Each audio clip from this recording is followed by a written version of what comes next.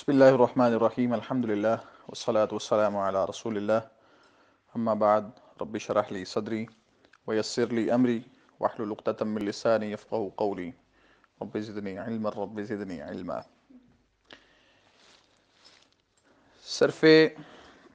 علم صرف کے حوالے سے جو صرف کی لغوی اور عملی اعتبار سے اصطلاحی تعریف ہے، کل ہم نے اس کے بارے میں کچھ باتوں کو سمجھا، اور آج جو ہے وہ ہم صرف کی علمی تعریف جانیں گے۔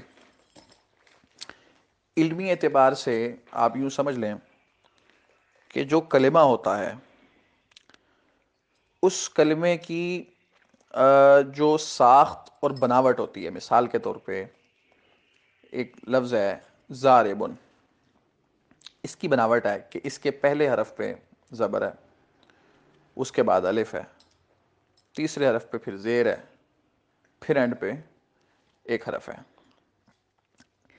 اب اس کی بناوٹ کے بارے میں بات کرنے کا علم، اس کی بناوٹ کیسے ہے اور کن حالات سے دوچار ہے اس کی بناوٹ، اس کے متعلق جن اصولوں کے ذریعے بات کی جائے گی، ان اصولوں کو جاننے کا نام علم صرف ہے۔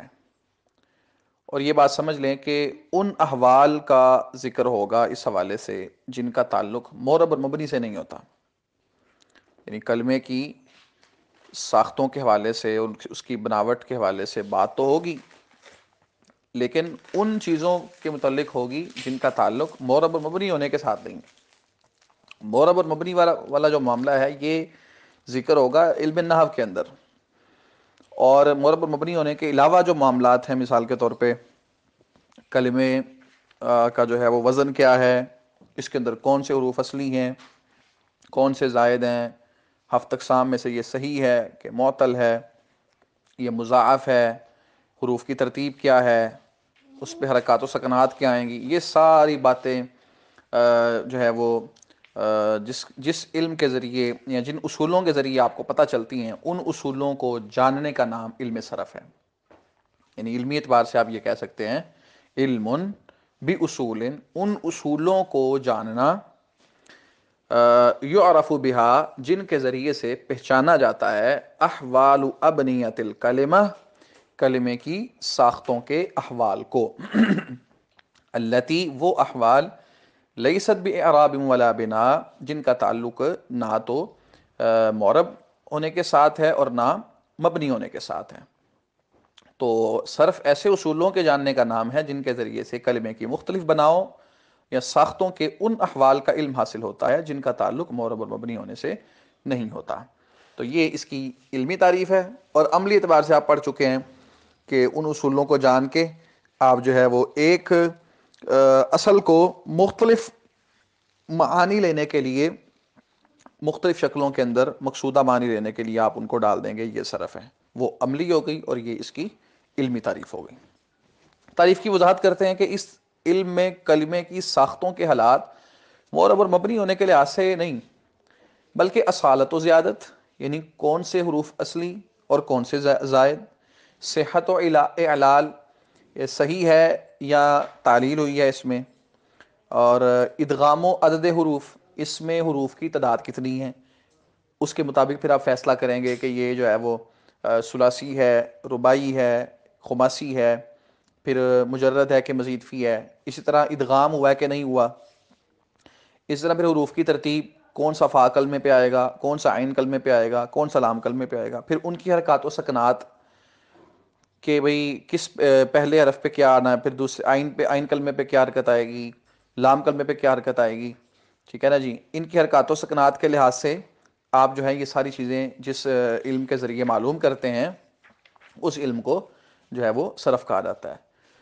مزید وضاحت کرتے ہیں کہ اس فن میں، یعنی اس فن میں یہ معلوم ہو جاتا ہے کہ کلمات میں حروف اصلیہ اور حروف زائدہ کون سے ہیں، کلمہ مجرد ہے کہ مزید فی، صحیح ہے کہ معطل، اس میں اعلال یعنی تعلیل کون سی ہوئی ہے، کلمہ مدغم فی ہے کہ نہیں، حروف کتنے ہیں، ان کی ترتیب کیا ہے، کون سا متحرک ہے، کون سا ساکن ہے، بالفاظ دیگر، یعنی دوسرے الفاظ میں ایک صرفی شخص کلمے کی ہیئت یعنی اس کی شکل اور بنا میں اس کی حرکت یعنی بناوٹ میں، کلمے کی پہلے اس کی شکل اور بنا میں اس کی حرکت، سکون، عدد حروف، ترتیب حروف، اصالت و زیادت، صحت و اعلال وغیرہ کو مد نظر رکھتا ہے.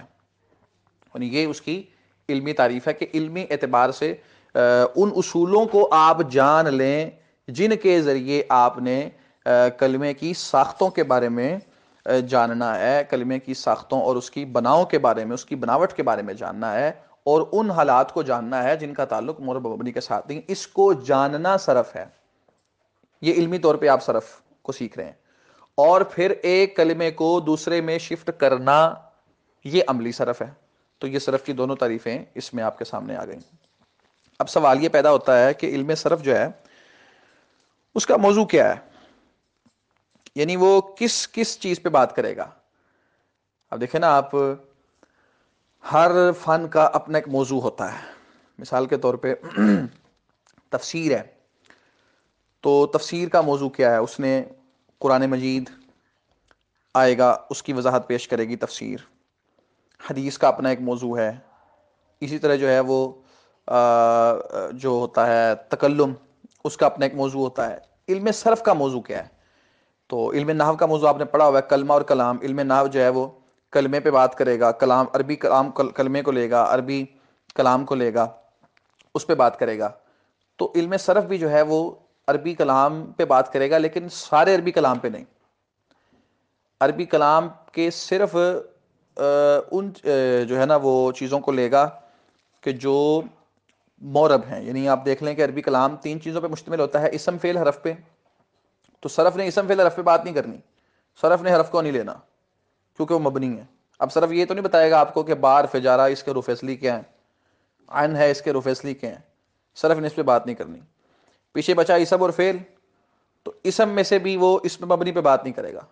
آپ کو یہ تو نہیں بتائے گا صرف کہ ہوا، ہما، ہم، ہیا، ہما. ہننا جو ہے، ہننا ہفت اقسام میں کیا ہے، ہننا سیگا کون سا ہے. سیگا تو چلیں وہ آپ کو پتہ چل جائے گا نحو کے اعتبار سے، لیکن صرف جو ہے وہ ہننا پہ بات تو نہیں کرے گا نا کہ اس کے حروف اصلی کون سے ہیں، یہ ثلاثی ہے کہ رباعی ہے، کیا ہے، اس پہ بات نہیں کرے گا یہ.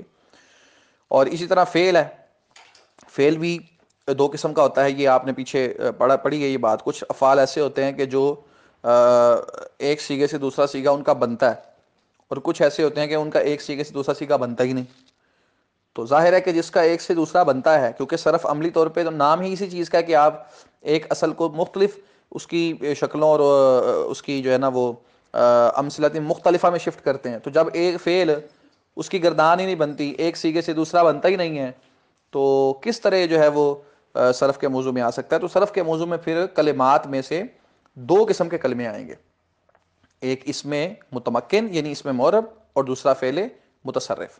اس کے علاوہ آپ کسی بھی چیز کو جو ہے وہ صرف کے اندر نہیں لائیں گے. تو کہتے ہیں علم صرف کا موضوع اسم متمکن اور فعل متصرف ہے. ان 2 چیزوں کو وہ لے گا اور اس کے اوپر بات کرے گا.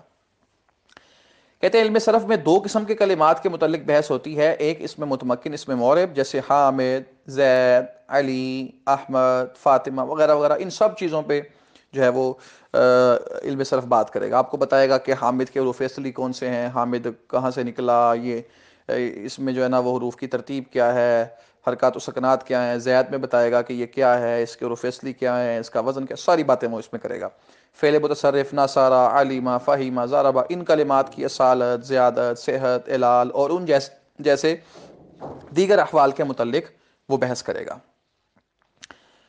کہتے ہیں اس سے معلوم ہوا کہ علم صرف میں اسم مبنی، حروف اور فعل جامد، جیسے میں نے پہلے ذکر کیا، حروف سب نکل گئے، اسم مبنی نکل گیا، فعل جامد نکل گیا یعنی فعل غیر متصرف. اس کے متعلق بحث نہیں ہوگی. یہ تینوں صرف کے دائرے سے باہر ہیں. تو کہتے ہیں اسی طرح ایک اور چیز بھی ساتھ شامل کر لیں کہ عربی کے اندر نا کچھ ایسے علم استعمال ہوتے ہیں کہ جو عربی کے نہیں ہوتے، اصل میں وہ اجمی ہوتے ہیں. مثال کے طور پہ لفظ نوح ہے، اسماعیل ہے، ابراہیم ہے. اب یہ اصلاً عربی کلمات تو نہیں ہے نا، یہ عربی میں استعمال ضرور ہوئے ہیں لیکن اصل میں یہ اجمی کلمات ہیں. تو کہتے ہیں کہ عربی میں مستعمل، عربی میں استعمال ہونے والے اجمی اعلام بھی صرف کا موضوع نہیں ہے. اب آپ کو صرف یہ نہیں بتائے گی کہ اسماعیل جو لفظ ہے اس کے حروف اصلی کیا ہے، یہ ثلاثی مجرد ہے کہ مزید فی ہے. اس میں تعلیل ہوئی ہے کہ نہیں ہوئی، یہ بات اسماعیل، ابراہیم، نوح وغیرہ ان کے حوالے سے نہیں ہوگی. تو صرف کے دائرہ کار سے تقریباً سمجھ لیں آپ کے 4 چیزیں باہر ہو گئیں.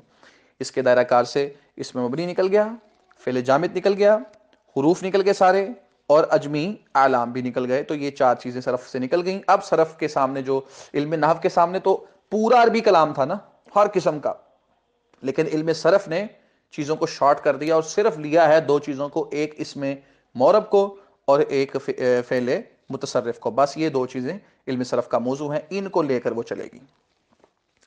اب سوال یہ پیدا ہوتا ہے کہ علم صرف اگر نہ بھی ہو تو کام چل جائے، علم صرف کی ضرورت کیا ہے؟ وہ کہتے ہیں کہ علم صرف کی ضرورت یہ ہے کہ اس کے ذریعے آپ کو ایک مفرد لفظ ہے اس کو آپ نے کیسے لکھنا ہے، اس میں اس کی حرکات کیا ہوں گی، اس پہ زبر آئے گی، زیر آئے گی، ساری چیزیں آپ کو بتائے گا. یہ اگر آپ کو یہ پتہ ہی نہیں ہوگا تو آپ جو ہے وہ فاطمہ کو جو ہے وہ فاطمہ کیوں نہیں پڑھ دیتے، پھر حامد کو حامد کیوں نہیں پڑھ دیتے جیسے ہم اردو میں حامد کہتے ہیں؟ تو جو ہے نا وہ کچھ بھی کر دیں آپ، احمد کو احمد پڑھ دیں. تو کہتے ہیں کہ یہ علم حاصل کرنے کا مقصد عربی مفردات میں زبان کو، تلفظ اور قلم کو لکھنے کی غلطی سے محفوظ رکھنا ہے. غلطی سے آپ تب بھی بچیں گے، اعراب کی غلطی ہو، اس کے علاوہ جو ہے وہ باقی چیزیں جو ہے بنانے کی، ایک کلمے سے دوسرا کلمہ بنانا ہو تو کیسے بنانا ہے، اس حوالے سے آپ غلطی سے اسی وقت بچیں گے جب آپ کو یہ علم آتا ہوگا. حکم کیا ہے اس کا؟ سیکھنا فرض کفایہ. تو یہ جی سبق نمبر 1 آپ کا مکمل ہوا. سوالات میں نے کل عرض کیا تھا کہ 2 تعریفیں، اچھا کل سوالات ہمارے ذکر نہیں ہوئے تھے، چلیں آج سوالات ذکر کر دیتے ہیں. 2 سوال آپ کے جو ہیں وہ لکھنے والے ہیں، بلکہ تینوں ہی کاپیوں پہ لکھیں اور مجھے واٹس ایپ کر کے چیک بھی کروائیں گروپ کے اندر. ایک تو پہلا سوال کیا ہے کہ دونوں تعریفیں لکھیں، آپ دونوں تعریفیں اس کی آپ عربی زبان کے اندر لکھیں. یاد رکھیں جتنی تعریفیں آپ کی آئیں گی ساری آپ نے عربی زبان میں یاد کرنی ہے اور ساتھ اردو بھی آپ کو آتی ہو. تو پہلا سوال کیا ہوا؟ تعریفیں لکھیں. دوسرا سوال کیا ہے کہ علم صرف کا موضوع لکھیں، اس کی غرض و غایت لکھیں، اس کا حکم لکھیں. اپنے الفاظ میں آپ لکھ دیں، ضروری نہیں ہے کہ آپ نے جو کتاب پہ لکھا ہے وہ سارا کاپی پیسٹ کرنا ہے. اپنے الفاظ میں جو آپ کو سمجھ آئی ہے وہ آپ درج کر دیں. اور تیسری اور جو آخری سوال ہے وہ کیا ہے کہ نیچے کلمات دیے ہوئے ہیں، کلمات کو دیکھیں اور بتائیں کون سا کلمہ صرف کے دائرہ کار میں آتا ہے اور کون سا نہیں آتا. بڑا اچھا سوال ہے یہ بھی آپ نے کاپیوں پر لکھ کر، تینوں سوال جو ہیں یہ آپ کا ہوم ورک ہے، اس کو آپ نے چیک کروانا ہے. تو انشاءاللہ پھر ہم اگلے دن اگلا سبق پڑھیں گے انشاءاللہ. السلام علیکم ورحمۃ اللہ وبرکاتہ.